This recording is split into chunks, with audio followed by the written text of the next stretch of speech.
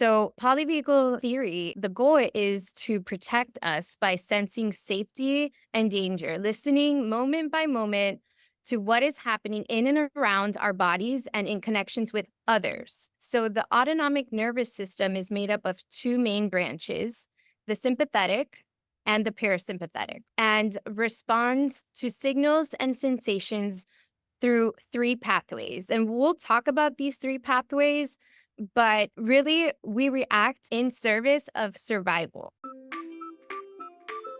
Hey there, and welcome to the Speechy Side Up podcast. My name is Vanita Litvack, and I am so grateful you're here. I'm an ASHA certified speech language pathologist, author, and augmentative and alternative communication consultant who is obsessed with helping SLPs like you stop reinventing the wheel and connect with other SLPs in the trenches. Have you ever wondered how other SLPs seem to be doing it all with ease? Well, around here you'll get to hear firsthand how SLPs are really getting things done while keeping evidence-based practice and self-care in mind. Think of this as a coffee date with your SLP friends. Get ready to be challenged and encouraged while we learn together.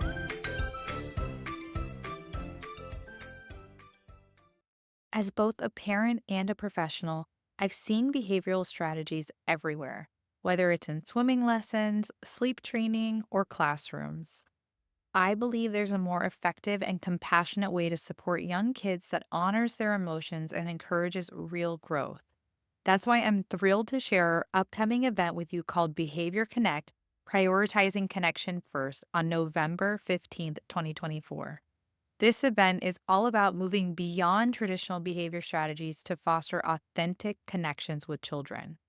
We've assembled an incredible lineup of speakers, including Carrie Ebert, Rachel from PTSD SLP, Iris from EF Toolkit, Dr. Diamond Rashad, Jacqueline Jebian-Garcia from Create Yourself Co., and more. You can grab your free live ticket now by visiting aboutbehaviorconnect.com or clicking on the link in the show notes. Don't worry if you can't make it live. We will have affordable options to upgrade for replays and CEUs during early access registration starting October 21st, 2024. Get on the list so you don't miss any updates. All right, let's dive into today's episode of the Behavior Connect series. Today, I'm joined by my friend Jacqueline Jebian-Garcia. Jackie is a neurodivergent mama of two, sensory and somatic trauma-informed speech language pathologist, and social emotional coach. She is passionate about educating adults relative to the neurodiversity affirming paradigm shift with polyvagal theory lenses, and how our communication style impacts the communication partner's nervous system by either triggering nervous system activation or by promoting regulation, safety, and connection. She gives parents, educators, coaches, and clinicians the tools to confidently create sensational connection with themselves and with their child, student, or client in the very own space by becoming aware of their sensory and somatic profiles. Jackie, thank you so much for coming back on. I'm so happy to be here. Thank you. I'm sorry for the tongue twister there. There's like a whole new term that I've never heard of, so I'm excited. We're gonna talk all about that today. Did everything in the bio cover your background, or is there anything else you want to share? I just want to say that polyvagal theory has truly been the missing link for me in my personal experience as a mom and professional experience as an SLP and social emotional coach. So I'm so excited to talk about this with you today because, I've worn my many lenses like speech therapist, sensory processing, social emotional, sensory trauma, somatic trauma. But like once I learned about polyvagal and once I put on my polyvagal lenses, it's truly the missing link. So I'm so passionate about this topic and so that more adults can shift their lenses and perspective on how they view children's behaviors. It all starts with our lenses. So, Yeah, well, I'm excited to learn more. So, what exactly is polyvagal theory? yeah, so our autonomic nervous system is our personal surveillance system. It's always on guard asking the question, is this safe? Right? And so, polyvagal theory, the goal is to protect us by sensing safety and danger, listening moment by moment to what is happening in and around our bodies and in connections with others, right? So the autonomic nervous system is made up of two main branches, the sympathetic and the parasympathetic, right? And responds to signals and sensations through three pathways. And we'll talk about these three pathways, but really we react in service of survival, right? So this is leading us to the polyvagal ladder, which we'll talk about, how this is related to speech therapy. But in sympathetic, this is our fight or flight response, right? Preparing us for mobilization or action. And then in the parasympathetic branch, polyvagal theory focuses on two pathways. It's traveling through the vagus nerve. So the vagus nerve is divided in two parts: the ventral vagal pathway and the dorsal vagal pathway, right? And so the ventral vagal pathway responds to cues of safety and connection. And the dorsal vagal, it responds to cues of extreme danger, which takes us out of connection, right? And into a protective state of collapse, actually. So we're not able to learn or communicate or connect or socially engage when we're not in ventral, which is our regulated state. That's so interesting. Yeah. So, who came up with this theory? And can you break down poly and vagal? Like, I'm sure that means something, right? So Dr. Stephen Porges came up with the whole polyvagal theory. Okay. And so vagal has to do with the vagus nerve. I figured. Yeah. Okay. Yeah. And so this theory has been adapted into the clinical world through clinical applications through Deb Dana's work.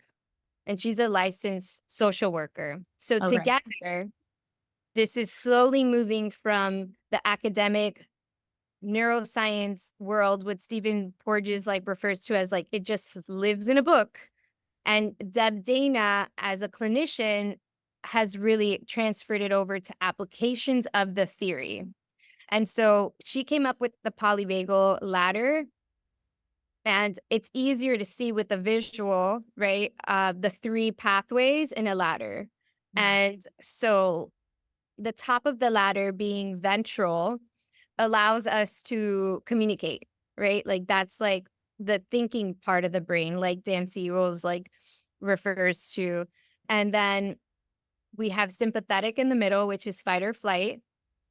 And then on the bottom of the ladder is dorsal, which is our collapse. You would see this in a child in dorsal. I have this nice little visual, would be depressed or disconnected or frozen, helpless, hopeless, lonely, numb, shame. And then that's the bottom of the ladder. And then sympathetic would be anger, feeling threatened, fight or flight, frustration, numb, panic, overwhelm, rage, worry.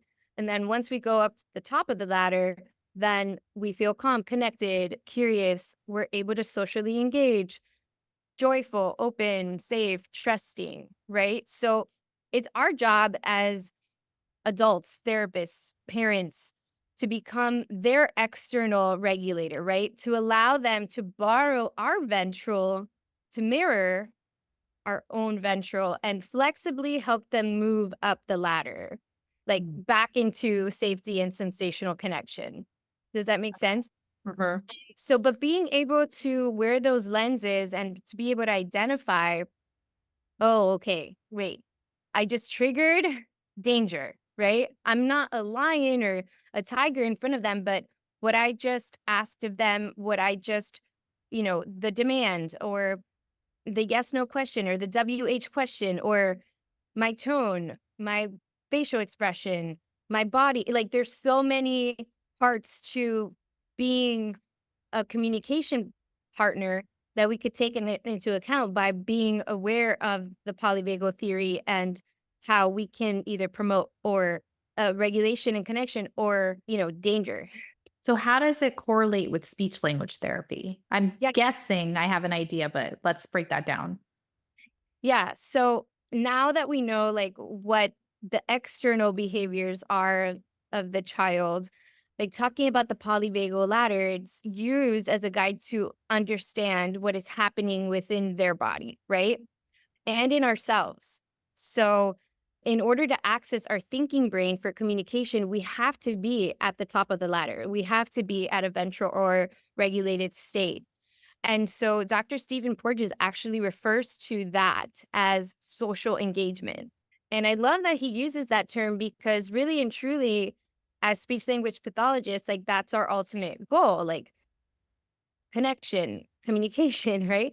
So knowing that they are not able to access it from a neurological and from a nervous system standpoint, they cannot access that part of the thinking brain if they're at the survival brain, Mhm.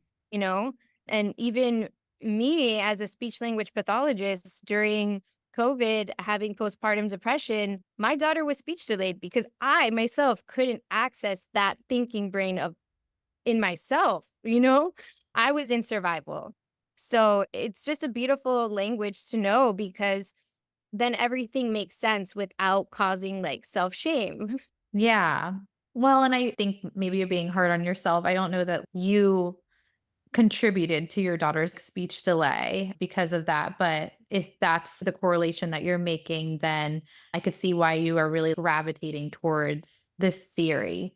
I imagine, I feel like this makes sense for maybe like a neurotypical, but then if you're looking at someone who is neurodivergent, there's so many other factors to look at besides just what's going on in the brain. Like, Mhm. what about the rest of the body? Does he talk about that? Yeah. So being neuro, I love that you asked that question, by the way. Being neurodivergent, I am trying to make sense of this in the lens of neurodivergence because it actually is not in his Mhm. work. So the way that I'm making sense of this and why I'm coining it as like polyvagal communication is because it's beyond communication, right? It's like nervous system to nervous system. So if you think of it from a neurodivergent lens, being neurodivergent myself, what we consider as unsafe or as a threat is not perceived. And this is where he talks about neuroception. So it's not perceived maybe for someone who's neurotypical as a threat or danger, like when the lights are too bright or when the noise is too loud, right? But it's perceived as a threat in my neurodivergent neural system. Mhm. So with years and years and years of storing these threats as well, it ends up being a complex trauma in my body, even though I haven't experienced any big T's in my life. So that's why I've dove into the trauma world because I've been trying to make sense of my own stored, I guess, trauma.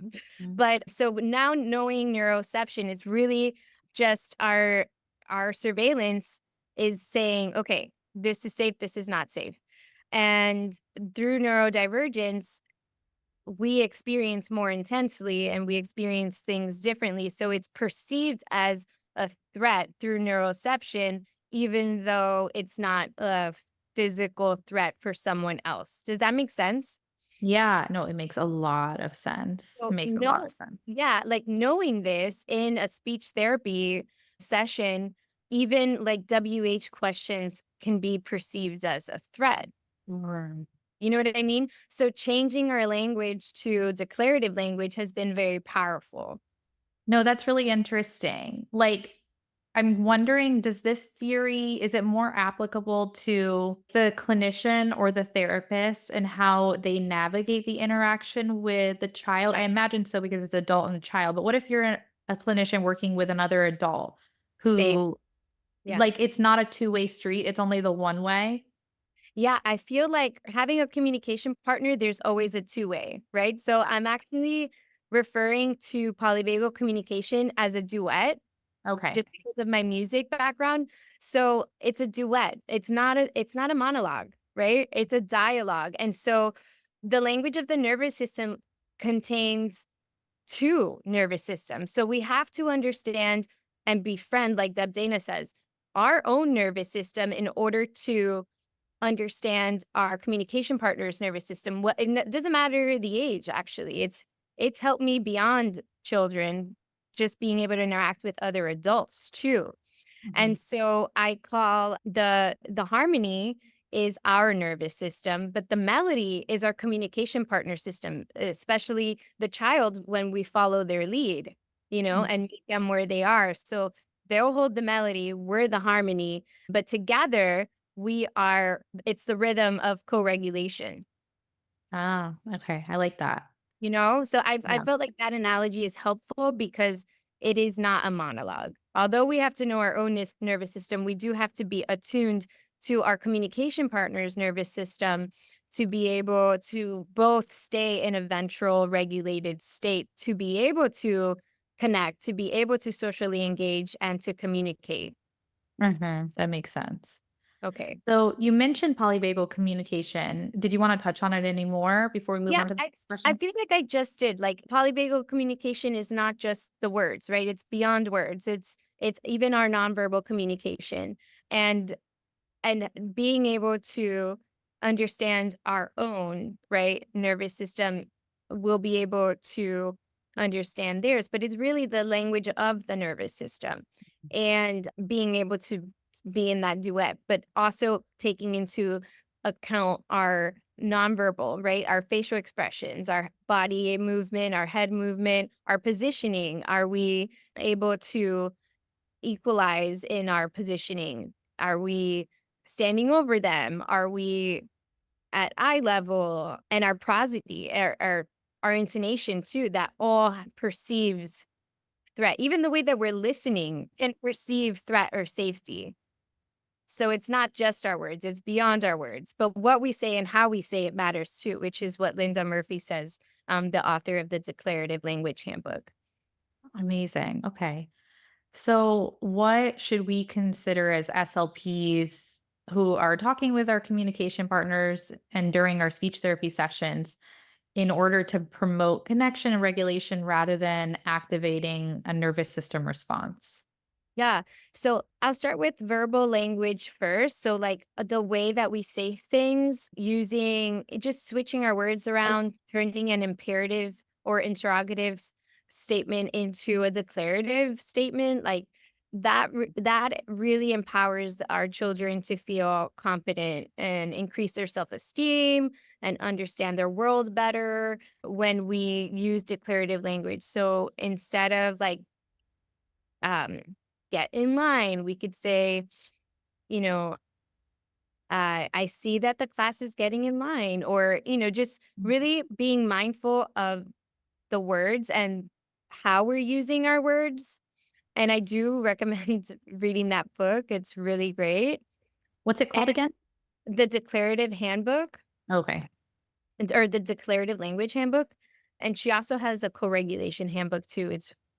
They're really, really great books, and it's been really helpful for me as a mom, but also as a speech therapist.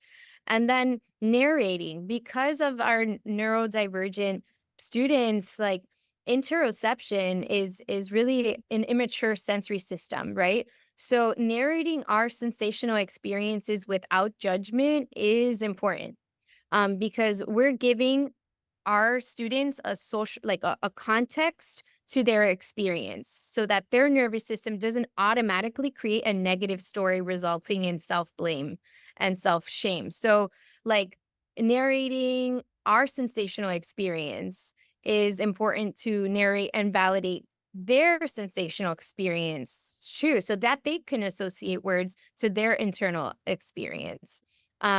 Really focusing on that interoception and narrating it has been very powerful too. So saying all feelings are okay, all sensational experiences are okay, let's just make sense of what we're feeling, right? So interoception and neuroception are like really, really important in this polyvagal communication. And so I think I do want to say, and this is something that I had a misconception of as not only as a mom and but also as a speech therapist, is that regulation, being in that ventral state, does not mean calm. Mm. And our goal in polyvagal theory is to have a flexible autonomic nervous system. So our goal is to feel safe enough to be able to hold our both ands, our yin and yang, right? A little bit of ventral, like enough ventral and enough sympathetic to be able to co-regulate safely. Does that What make are sense? threats to safety? Does he talk about that at all? Like, what are perceived threats to safety?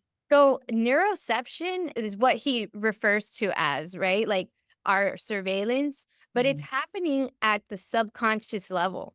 Mm. It's happening at all times. And so the he coined that term, and that's really what polyvagal theory is about. And it's learning to befriend our nervous system to be able to say, "Oh, yeah, that's right. My nervous system perceives this as a threat." So Mm. then finding safety in your body again and saying, "Okay, thank you, surveillance, neuroception. I hear you. I feel you, but I'm going to rewire this thought. I am safe." So I spend the whole day saying, even though I am late, I am safe. Right? Like because that is like a neuro it's telling me, okay, it's a threat. I'm late. You know what I mean? So I'm constantly saying that in myself to find safety again. But it is at a subconscious level.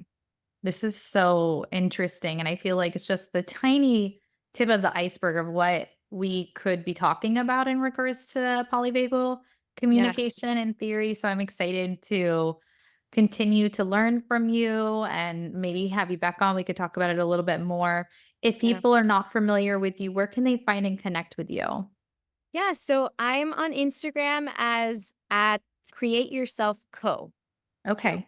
Amazing. Jackie, thank you so much for coming back on. It's always a pleasure talking with you. I was thinking before our call, I'm like, she's like one of the smartest people I know. What? Like you always just bring like such amazing topics to talk about. I love it. Oh, cool. Thank you so much for having me. Thank you so much for listening. By the way, have you joined the SSU crew yet? By joining, you get access to the free good section on our website, plus podcast updates, special event notifications, and therapy inspiration. You can sign up at bit.ly/join SSU crew, all lowercase, or just find the link in this episode description. Also, don't forget to take a screenshot of this episode so that you can always refer back to it and share it on social media if you really love the topic. Take care and remember to always fill your speechy side cup first before you can pour into others.